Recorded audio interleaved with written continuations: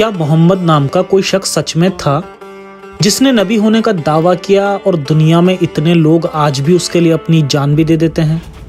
या ये सिर्फ कहानियां गढ़कर लोगों में बनाया गया झूठा विश्वास है जिससे कि लोगों को बेवकूफ बनाकर उनसे पैसा कमाया जाए?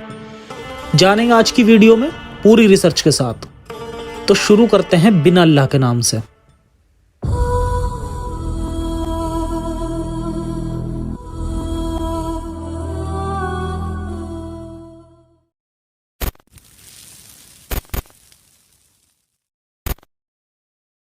ये एक एथीस्ट चैनल है जो इस्लाम की सच्चाई मुस्लिम लोगों तक पहुंचाकर उन्हें ह्यूमैनिस्ट और रैशनलिस्ट बनाने की कोशिश करता है। हमारा मकसद मुस्लिम लोगों के प्रति किसी तरह की नफरत फैलाना या उन्हें नीचे दिखाना नहीं है। मोहम्मद इस्लाम के हिसाब से दुनिया के आखिरी नबी और जुडाइज्म और क्रिश्चियनिटी के हिसाब से एक ढोंगी फिगर। जी हाँ, एक मजहब के लोगों के लिए दूसरे लोगों का मजहब एक ढोंगी होता है। खैर, आज बात करेंगे मोहम्मद साहब के एग्जिस्टेंस पर।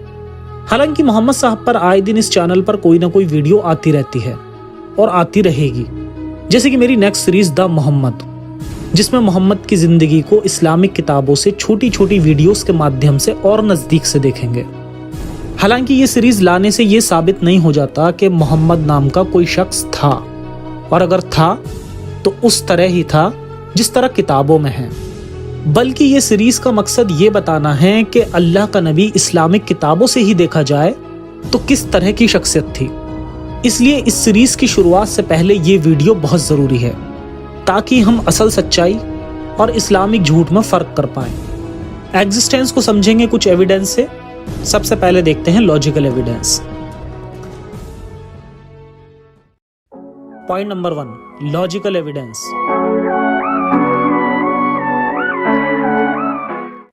तो क्या इस्लाम के नबी मोहम्मद सच में इस दुनिया में अपना एग्जिस्टेंस रखते हैं?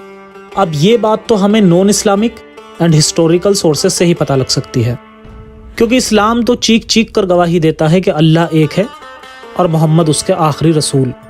तो इस्लामिक सोर्सेस इस काम के लिए एकदम बेबुनियाद हैं, क्योंकि वो तो खुद कह रहा है कि मोहम्मद इस दुनिया में इस्लाम के आखिरी रसूल बनकर आए हैं। बल्कि हर नए और पुराने मुसलमान से भी ज़बरदस्ती ये गवाही दिलवाई जाती है कलमे के माध्यम से। पर फिर भी अगर हमें इस्लाम से पता लगाना है कि मोहम्मद सच में थे या नहीं, तो हम इस्लामिक चीज़ों को पढ़ के, उसकी कॉन्ट्राडिक्शंस को समझ के और ज़रा सा खुद का दिमाग भी लगा के सोच सकते हैं। फॉर एग्जाम्पल, क्या कोई इंसान खुद की पर्सनल लाइफ के बारे में इतना लिख सकता है जैसे कि कुरान और हदीस में आता है?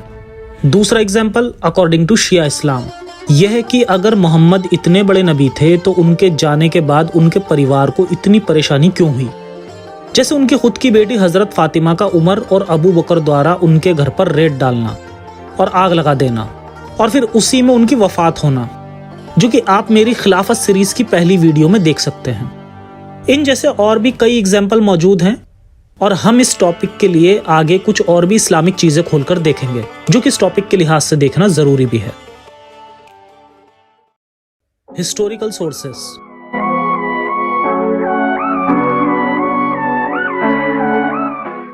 हिस्टोरिकल सोर्सेस में बहुत सारी जरूरी चीजें होती हैं जिससे कि हम एक आखिरी कंक्लूजन पर आ सकते हैं, मगर बिना किसी गारंटी के, क्योंकि हम ये घटना होते समय उस जगह पर मौजूद तो नहीं थे। तो हम एक्चुअली में वहां उस जगह पर क्या हुआ ये एकदम सही पूरी गारंटी के साथ तो नहीं बता सकते, क्योंकि हमने उसे अपने सामने होते हुए नहीं देखा। पर हम जो बोल रहे हैं वो इतिहास और ऐतिहासिक दस्तावेज के आधार पर बोल रहे हैं। किसी भी व्यक्ति के एग्जिस्टेंस को जानने के लिए सबसे महत्वपूर्ण और अच्छा सबूत है उसके हिस्टोरिकल एविडेंसेस, जैसे archaeological evidences and physical evidences. इसमें बहुत सी चीजें आती हैं, जैसे उनकी कब्र, उनके द्वारा बनाए गए करेंसीज जो कि उनके राज में उन्होंने बनवाई होंगी। हिस्टोरिकली मोहम्मद साहब ने कोई करेंसी नहीं बनाई, ऐसा हिस्टोरिकली और तारीख की किताबों और हदीसों से भी साबित नहीं होता। तो ये नबी की एग्जिस्टेंस के लिए एक स्ट्रॉन्ग नेगेटिव आर्गुमेंट है। रही बात मोहम्मद साहब की कब्र की, यानी उनके अस्तित्व के फिजिकल एविडेंस की, तो इस्लामिक सोर्सेस और हिस्टोरिकल सोर्सेस से ये बात साबित होती है कि उनकी कब्र मस्जिद अल नबवी, द ग्रीन डोम, मदीना में है, जो कि मुस्लिम्स कहते हैं कि वे जगह उनके और उनकी बीवी हजरत आयशा का घर हुआ करता था, और उनके साथ उनके दोस्त पहले खलीफा अबू बकर की कब्र भी उनके बाजू में है। इसके अलावा उन्हें कंट्रोल करने वाले दूसरे खलीफा उमर की कब्र भी उनके पास में ही है। कंट्रोल करने वाले खलीफा मैंने क्यों कहा, इस टॉपिक पर आप मेरी ये वीडियो भी देख सकते हैं। खैर, ये बात पक्के तरीके से सबूत के साथ कोई नहीं बता सकता और ना ही जानता कि वो मोहम्मद साहब की ही कब्र है। हो सकता है कि खिलाफत के लालची खलीफाओं ने खिलाफत की चाहत के लिए ऐसा एक करैक्टर कर दिया हो। ये बहुत ताकतवर और ख़तरनाक लोग थे, तो ये समझना मुश्किल नहीं है कि इनकी मनमानी पर किसी ने विरोध करने की हिम्मत जुटाई हो। मतलब अल्लाह और इस्लाम के नाम पर लोगों को अंधा बनाकर उनको कठपुतलियों की तरह अपने इशारों पर नचाने के लिए और उन पर अय्याशी से राज करने के लिए इन्हीं खलीफाओं द्वारा ही एक ऐसा कोई नबी यानी मोहम्मद नामक किरदार गढ़ दिया गया हो। ऐसी बहुत सी हिस्टोरिकल थियरीज मौजूद हैं जो कि अलग अलग हिस्टोरियंस ने दी हैं, और ये थियरीज लोगों में काफ़ी मशहूर भी हैं। रही बात आर्कियोलॉजिकल एविडेंसेस की, तो उनकी कब्र के सिवा और कोई आर्कियोलॉजिकल एविडेंस हमें नहीं मिलता, और ये बात तो साफ है कि इस्लाम के ठेकेदार वहाँ की जांच नहीं होने देंगे। हाँ, ये हो सकता है कि फ्यूचर में शायद ऐसा पॉसिबल हो, लेकिन तब जब इस्लाम का भांडा पूरी तरह दुनिया के सामने फूट जाए। फिर भी उनकी कब्र की जांच के बाद भी वो मोहम्मद साहब ही हैं, ये पता नहीं लगाया जा सकता, क्योंकि उनकी कब्र के सिवा उनके अस्तित्व का कोई और पक्का सबूत नहीं है। इनका ये आर्कियोलॉजिकल एविडेंस सन 691 ईस्वी में डोम ऑफ रॉक जेरूसलम में आता है, जहां उनको क्लियरली मोहम्मद प्रॉफिट ऑफ अल्लाह करके लिखा गया है। पर डोम ऑफ रॉक को उमैयद खलीफा अब्दुल अल मलिक ने बनाया था, जो कि हिस्टोरिकली देखें तो खुद एक मुस्लिम था, तो ये सोर्स भी हिस्टोरिकली रिलायबल नहीं होगा।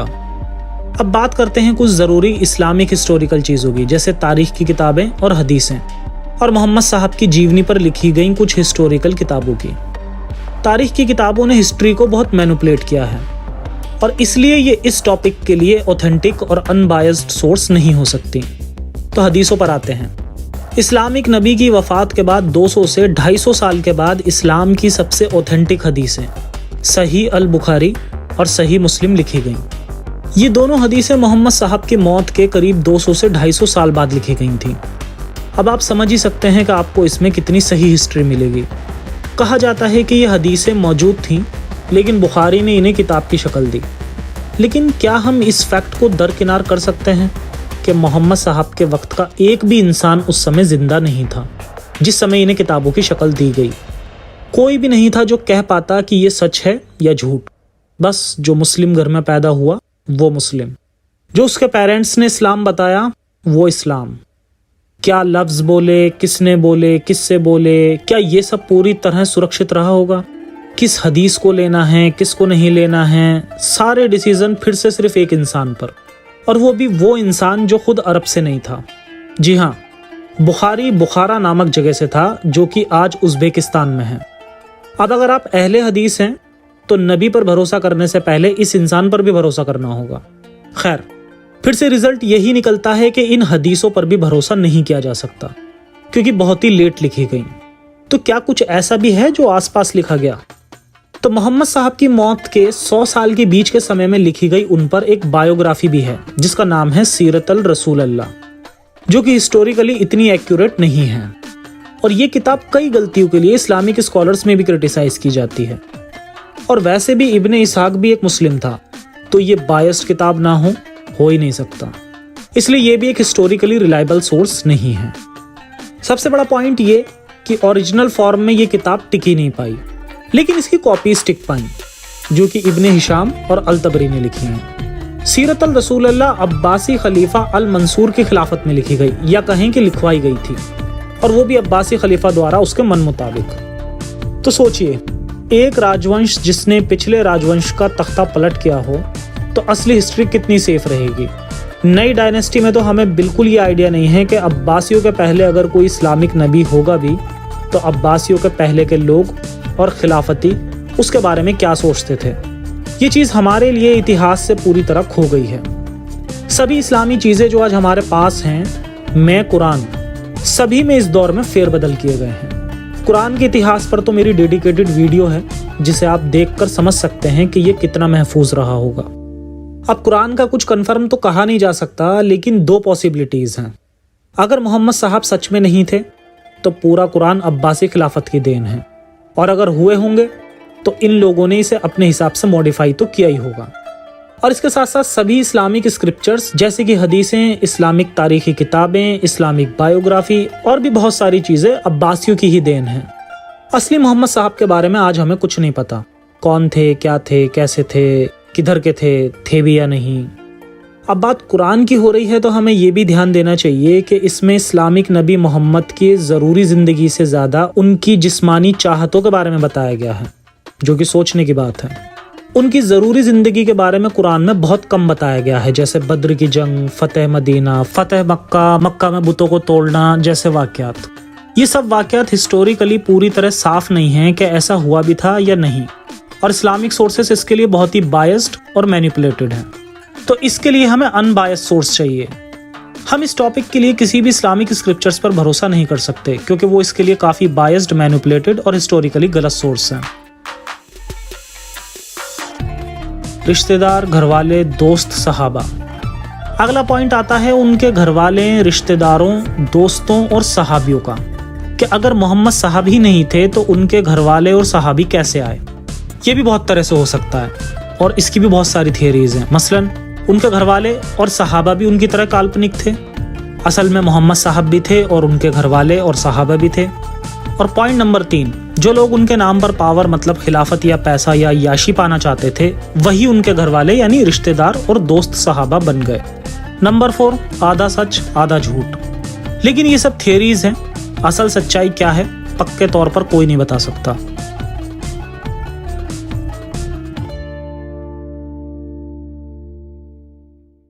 ऐसा कहा जाता है कि मोहम्मद साहब को 610 या 611 ईस्वी में हिरा की गुफा में नबूवत मिली, पर यह बस कहा जाता है और इस्लामिक किताबों में लिखा गया है।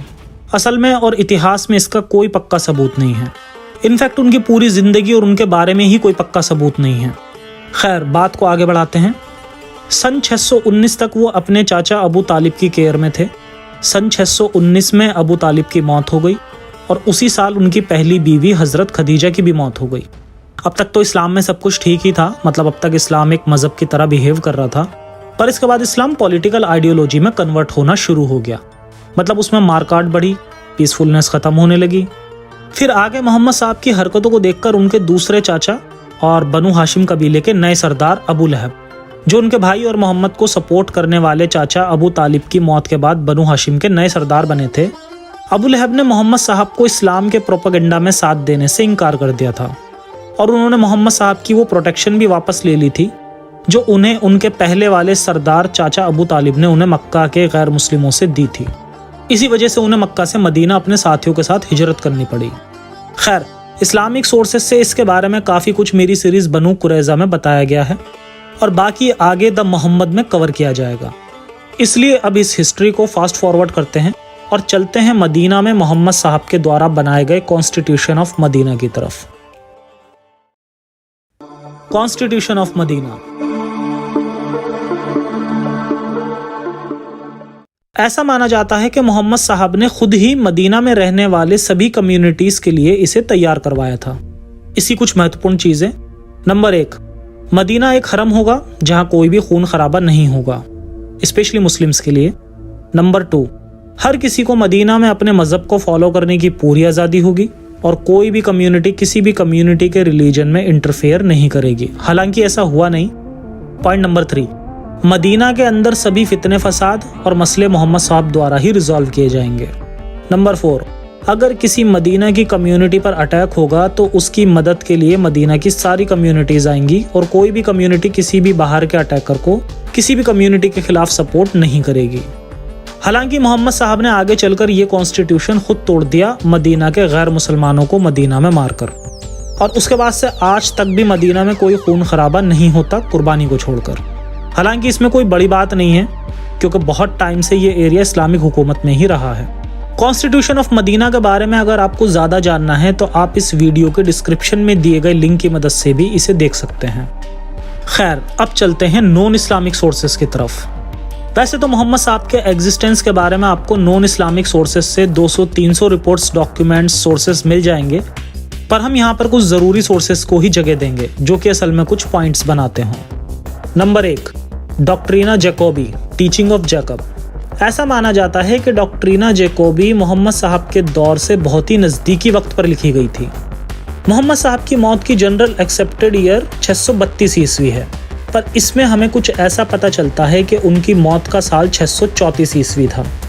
इसमें मोहम्मद साहब के लिए ऐसा कहा गया, जब मैं इस कायमिना पहुंचा तो मुझे किसी ज्ञानी बुजुर्ग ने रोका और मैंने उससे पूछा कि तुम मुझे उस नबी के बारे में क्या बता सकते हो जो अरब की सरजमी से आया है।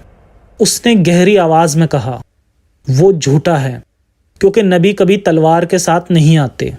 असल में वो तो फितना फैला रहे हैं और खून खराबा कर रहे हैं। ये काफ़ी बड़ा डॉक्यूमेंट है, इसका विकिपीडिया लिंक भी आपको डिस्क्रिप्शन में मिल जाएगा। अब इस डॉक्ट्रिन की कुछ ज़रूरी बातें जान लेते हैं। यह डॉक्ट्रिन नॉर्थ अफ्रीका में सन 634 से 640 के बीच लिखा गया था, जो कि मोहम्मद साहब के दौर के वक्त के बहुत ही क्लोज टाइमिंग में है। यह डॉक्यूमेंट इस्लाम के लिए नहीं था, बल्कि ये बात कर रहा था बाइजेंटाइन एम्पायर ऑफिशियल की किलिंग की, जिसे मुस्लिम्स ने मार दिया था ड्यूरिंग इन्वेजन ऑफ जेरूसलम और सीरिया। तो ये डॉक्यूमेंट उस समय के मुताबिक एकदम मैच करता है। और जो बात हो रही है मोहम्मद साहब की मौत के वर्ष की, जो कि 632 उनका जनरली एक्सेप्टेड ईयर है, असल में हमें पता है कि मोहम्मद साहब की मौत मक्का से मदीना के हिजरत के 11 साल बाद हुई थी। तो इस्लामिक हिजरी कैलेंडर के मुताबिक हिजरत का समय सन 622-23 या 24-25 से मैच करता है, और वो मोहम्मद साहब की मौत के दोनों समय 632 और 634 से पूरी तरह मैच करता है। इसका मतलब ये है कि अगर मोहम्मद साहब की मौत 634 में हुई थी तो ये डॉक्यूमेंट पूरी तरह सच्चा है। पर इस बात का पता तो सबूत मिलने पर ही चलेगा कि सच में उनकी मौत 634 में हुई थी या नहीं। अभी के लिए इसका कोई सबूत नहीं है, पर अगर ऐसा होता है तो ये इस्लाम की अर्ली हिस्ट्री को पूरी तरह बदल देगा। हालांकि इस डॉक्यूमेंट से ये ज़रूर पता चलता है कि शायद मोहम्मद साहब जैसा ही कोई इस्लामिक प्रॉफिट उस समय अरब में था। लेकिन गौर करने वाली बात यहाँ पर यह भी है कि हमें इस्लामिक स्क्रिप्चर से भी पता चलता है कि उस समय अरब में मोहम्मद साहब जैसे और भी कई प्रॉफिट थे। आर्मेनियन रिपोर्ट डॉक्यूमेंट, हमारे पास सन 661 का एक नॉन मुस्लिम सोर्स का आर्मेनियन डॉक्यूमेंट है जो मोहम्मद साहब को उनके नाम से इस्लामिक नबी बताता है और उनकी छोटी छोटी टीचिंग्स या कहें तो प्रोपोगेंडा बताता है, जैसे कि शराब, झूठ, पोर्क पर बैन वगैरह। इससे ज़्यादा कुछ नहीं है, बस यही चीज़ें हैं जो कि बेशक ऑथर मुस्लिम से ही सीखा होगा। ये डॉक्यूमेंट हमें ये बताता है कि कैसे अर्ली मुस्लिम्स ने मोहम्मद साहब के प्रोपोगेंडा को अपने अंदर गुड टीचिंग के रूप में याद रखा होगा। क्रॉनिकल ऑफ 640 थॉमस द प्रेस्बाइटर, ये सोर्स तो ये बोलता है, जो कि सीरिया में लिखा गया है, कि इजराइल और फिलिस्तीन के इन्वेजन के समय मोहम्मद साहब जेरूसलम में अपनी आर्मी को लीड कर रहे थे, जो कि हम समझते थे कि अबू बकर और बाद में उमर के अंडर हुए थे। और ये सोर्स भी नॉन इस्लामिक ही है। इसका नाम है क्रॉनिकल ऑफ 640 थॉमस द प्रेस्बाइटर, और इसमें यह लिखा है 4 फरवरी 640 शुक्रवार के दिन रोमन्स और मोहम्मद के कबीले की फिलिस्तीन में जंग हुई। गाजा से 12 मील ईस्ट में रोमन्स पेट्रिशियन ब्राइडन को छोड़कर भाग गए, जिसको अरबों ने मार दिया। तो ये थे कुछ नॉन इस्लामिक सोर्सेज जिनसे मोहम्मद साहब के होने के इंडिकेशन तो मिलते हैं, लेकिन ऐसा कोई सबूत नहीं मिलता कि वो सच में कोई नबी रहे हों, जैसा कि इस्लामिक हिस्ट्री से साबित करने की कोशिश की जाती है। उल्टा इन सभी सोर्सेस में बाकी के नॉन मुस्लिम्स पर जुल्म की दास्तां ही मिलती है। और सिर्फ नॉन इस्लामिक सोर्सेज ही नहीं, बल्कि इस्लामिक सोर्सेस में भी अगर हम ऊपर से की गई शुगर कोटिंग के बिना भी इस्लाम से इसे समझें तो सिर्फ इंसानी फितरतें ही दिखाई देती हैं। अब एक ज़रूरी पॉइंट पर नज़र डालते हैं, मुआविया की खिलाफत।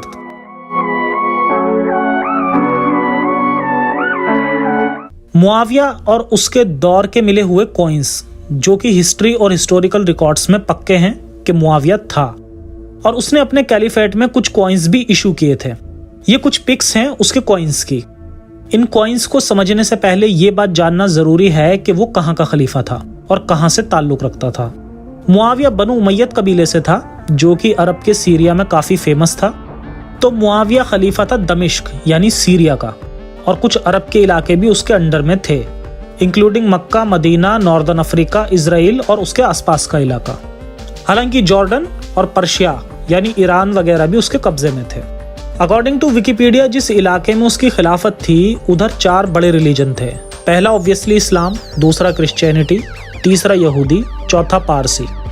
मुआविया के उमय्यद खिलाफत के बारे में माना जाता है कि वो काफ़ी हद तक सेक्युलर खिलाफत थी और वहाँ सभी को अपने रिलीजन प्रैक्टिस करने की इजाज़त थी। पर इसमें कुछ अरब के इलाके नहीं आते थे ड्यू टू इस्लामिक एक्सट्रीमिज्म, जो कि इन इलाकों के मुस्लिम्स में था। जो कि रियल इस्लाम भी है। मुआविया की वाइफ क्रिश्चियन थी, जिससे पता चलता है कि मुआविया कट्टर नहीं था बल्कि सेक्युलर जैसी सोच रखता था। मतलब वो कट्टर मुस्लिम से तो बेहतर ही था। तो इससे दो बातें सामने आती हैं, या तो मुआविया भी क्रिश्चियन था, या वो सेक्युलर अच्छा मुस्लिम था जो कि इस्लाम को सीरियसली नहीं लेता था, या कहें तो वो अपनी खिलाफत के लिए मुस्लिम होने का ढोंग कर रहा था अपने फायदे के लिए। उस वक्त के ससैनिड और बाइजेंटाइन एम्पायर जो कि उस समय ख़त्म हो चुके थे, उनके कॉइन्स और मुआविया के कॉइन्स में काफ़ी सिमिलैरिटीज़ हैं। मुस्लिम्स कहते हैं कि उन एम्पायर्स के पास में कॉइन्स बनाने की अच्छी फैसिलिटीज़ थी और मुआविया को कॉइन्स बनाने के बारे में कुछ आइडिया नहीं था, इसलिए हमें वो सिमिलैरिटीज़ दिखती हैं। पर उन मुआविया के कॉइन्स में पारसी धर्म का वॉल्स ऑफ फायर और क्रिश्चियनिटी का क्रॉस भी बना हुआ दिखता है। साथ साथ इस्लाम का बिस्मिल्लाह, चांद और अल्लाह की तारीफ भी लिखी हुई है। तो अगर जैसे मान भी लिया जाए कि वो मुस्लिम था और उसे कॉइन बनाने का कुछ आइडिया नहीं था, तो फिर उसने पारसी और क्रिश्चियन रिलीजन के साइंस अच्छी तरह से अपने कॉइन्स पर कैसे बनवाए। इसका ये भी मतलब हो सकता है कि वो बस अपना फायदा देखता था और इसीलिए सबको बेवकूफ बना के सबके ऊपर मजहब के नाम पर राज करता था। मुआविया का रिलीजन एक काफी कंफ्यूजिंग टॉपिक है और केवल इन पॉइंट्स के आधार पर उसका रिलीजन बताना नामुमकिन है। पर थियरीज ये भी हैं कि मुआविया एक एथीस्ट था और अपने बेनिफिट के लिए वो सभी रिलीजन के लोगों को बेवकूफ बनाकर उन पर राज करता था, और मुस्लिम मेजोरिटी के कारण वो इस्लाम को काफ़ी स्पेशली ट्रीट करता होगा और इसीलिए शायद फ्यूचर के मुस्लिम्स ने उसे सहाबी समझ लिया होगा। अब कंक्लूजन से पहले हम थोड़े इस्लामिक कॉन्ट्राडिक्शन भी देख लेते हैं। सबसे पहले तो हमें ये देखना चाहिए कि कोई खुदा का नबी अपने पर्सनल फ़ायदे की आयतें क्यों उतरवा रहा है। ऐसी बहुत सारी आयतें हैं जिस पर एक डिटेल्ड वीडियो बन सकती है, जो बहुत जल्दी मैं कवर भी करूँगा। तो फिलहाल नज़र डालते हैं एक आयत पर। ए रसूल, हमने तुम्हारे ऊपर हलाल की तुम्हारी बीवियां, तुम्हारी गुलाम लौंडियां, चाचा की बेटियां, मामा की बेटियां और कोई भी ईमान वाली औरत जो अपने आप को तुम्हें गिफ्ट करना चाहे, ये केवल तुम्हारे लिए है, बाकी मोमिनों के लिए नहीं। तो ये थी सेल्फ बेनिफिट की आयत। अब देखते हैं एक बहुत बड़ी कॉन्ट्राडिक्शन। कुरान की एक आयत कहती है, वही है जो जिंदगी और मौत देता है, इसलिए भरोसा करो अल्लाह और उसके उम्मी नबी में जो अल्लाह और उसके पैगंबरों में मानता है, ताकि तुम सच्चे रास्ते पर आ सको। इस आयत में अल्लाह नबी को अनपढ़ बता रहा है, जबकि ऐसी दर्जनों हदीसें मौजूद हैं जिनसे साबित होता है कि वो अनपढ़ नहीं थे। बल्कि इस पर मेरी एक कंप्लीट वीडियो भी है जिसका लिंक आपको डिस्क्रिप्शन में भी मिल जाएगा। तो इस तरह देखें तो कुरान और हदीस ही आपस में टकरा जाते हैं।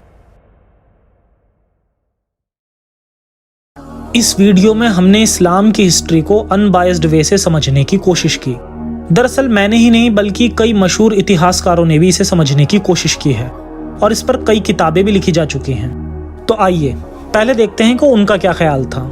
रॉबर्ट स्पेंसर, जो कि न्यूयॉर्क टाइम्स के बेस्ट सेलिंग ऑथर और एक फेमस हिस्टोरियन माने जाते हैं, इन्होंने एग्जिस्टेंस ऑफ मोहम्मद नाम की बुक लिखी। रिजल्ट, एग्जिस्टेंस क्लियर नहीं है। ऐसे ही पेट्रिशिया क्रोन, जो कि एक फेमस हिस्टोरियन होने के साथ साथ अर्ली इस्लामिक हिस्ट्री की स्पेशलिस्ट मानी जाती हैं, इन्होंने भी एग्जिस्टेंस ऑफ मोहम्मद पर बुक लिखी, मगर ये भी कंक्लूजन में कंफ्यूज्ड दिखती हैं। अब एक मुस्लिम कन्वर्ट हिस्टोरियन को भी देख लेते हैं। इनका नाम था मोहम्मद स्वैन कैलिश, जो कि इस्लामिक थियोलॉजी के जर्मनी के पहले प्रोफेसर थे। इनकी रिसर्च कहती है कि शायद मोहम्मद साहब कभी एग्जिस्ट नहीं करते थे और इनकी इस रिसर्च के लिए इन्हें काफ़ी क्रिटिसिज्म भी झेलना पड़ा। अब इसका ओवरऑल कंक्लूजन क्या निकलता है? दरअसल इस्लामिक सोर्सेस जो कि बायस्ड ही हैं, इनको हटा दिया जाए तो नॉन इस्लामिक सोर्सेस इतने स्ट्रॉन्ग नहीं हैं कि मोहम्मद साहब की एग्जिस्टेंस को ही प्रॉपर साबित कर पाएं। इसलिए ये कहना कि वो एग्जिस्ट करते थे या नहीं गलत होगा। तो क्या हो सकता है उस पर बात करते हैं। नबी की हदीसों को पढ़ें तो एक ऐसे इंसान की कहानी लगती है जो मानसिक बीमारियों से घिरा हुआ था और जिसे अपने खुदा का मैसेंजर होने का यकीन था। ऐसे इंसान हर दौर में पाए जाते रहे हैं, तो ये कोई बड़ी बात नहीं कि ऐसा इंसान रहा हो और उसके फॉलोअर्स भी रहे हों और उसकी खुद की कुछ हदीसें भी रही हों। सरप्राइजिंग फैक्ट ये है कि इस आदमी की इतनी हदीसें मिलती हैं कि अगर किसी इंसान की लाइफ में वो सब हुआ हो तो 63 साल की जिंदगी भी कम पड़ जाए, जो कि मोहम्मद साहब की टोटल लाइफ थी, जबकि वो नबी ही 40 साल की उम्र में चुने गए थे, यानी केवल 23 साल। इससे ये बात साफ होती है कि ये हदीसें झूठ गढ़ी गई हैं और ये हुआ अब्बासी खिलाफत के दौरान, यानी उन खलीफाओं के राज के दौरान जो इस्लाम के पैगाम के नाम पर अपनी खिलाफत का एक्सटेंशन कर रहे थे। लूट मार, चोरी, गुलाम लौंडियां, बच्चों से शादी, ये सब उन्होंने जायज दिखाने के लिए नबी को मोहरा बनाया होगा। वो नबी जो या तो था ही नहीं, या अगर था भी तो वैसा नहीं जैसा लिखा गया। अब सवाल आता है कि क्या ऐसे इंसान का एग्जिस्टेंस मैटर करता है? जवाब है बिल्कुल नहीं, क्योंकि इस्लाम अगर बाद में भी करप्ट हुआ तब भी सच्चा मजहब नहीं हो सकता। और फिर असल इस्लाम क्या था वो कोई नहीं जानता। अब एक और सवाल, अगली वीडियो होगी द मोहम्मद सीरीज का पहला एपिसोड, और ये सीरीज इस्लामिक किताबों से ही साबित करेगी कि इस नबी की हैसियत किसी लुटेरे से ज्यादा कुछ नहीं थी। तो क्या हमें ऐसे शख्स की शान में गुस्ताखी करने पर किसी की जान लेनी चाहिए, या उसके और उसके साथियों की लिखी किताब को खुदा का कलाम समझना चाहिए, या अपना कीमती वक्त भी ऐसे लोगों के लिए बर्बाद करना चाहिए? फैसला आपके हाथ में। मजहब इंसान को झूठी तसल्ली के सिवा कुछ नहीं देते, तो झूठी तसल्ली और खुद पर भरोसे में से एक को चुनिए। इंसानियत से बड़ा कोई मजहब नहीं, और साइंस की किताबों से बड़ी कोई आसमानी किताब नहीं। वक्त की पुकार को सुने, अंधेरे से दूर रोशनी की ओर आए, इंसानियत की ओर आए। जय हिंद, जय इंसानियत। साइंस हाफिज।